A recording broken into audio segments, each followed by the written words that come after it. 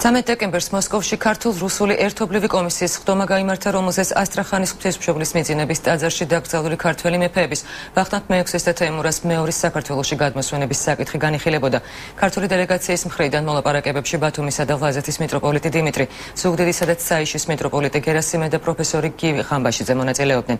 მოსკოვში საქართველოს ეკლესიის დელეგაცია სრულიად საქართველოს კათოლიკოს პატრიარქის ილია მეორის და სრულიად რუსეთის პატრიარქის კირილე სლოცვა კურთხევით იმყოფებოდა. დეტალები ნახეთ ჩვენს მთავარ გამოშვებაში. Მაწარმოებს უმაღლეს დონეზე დიპლომატიური მოლაპარაკება თავიანთ კოლეგებთან. და მე შევეცადე რომ აი აკადემიური მხრივ მეჩვენებია რუსეთის მხარისათვის რა მასალებს ფლობდით ჩვენ. ვახტანგ მეექვსისა და თეიმურაზ მეორის, ასე ვთქვათ, სამარხები ხელახლა უნდა გაიხსნას, ისინი გადასაფლავდნენ სამხრეთის კედელთან, ღვთისმშობლის მიძინების ტაძრის სარდაფის სამხრეთ კედელთან, ჩვენ ვიცით ისინი სად არიან ახალ კუბოებში გადასვენებულები და უნდა მოხდეს მათი ანთროპოლოგიური, არქეოლოგიური და დნმ-ის, ასე ვთქვათ, ანალიზით ჩატარდეს.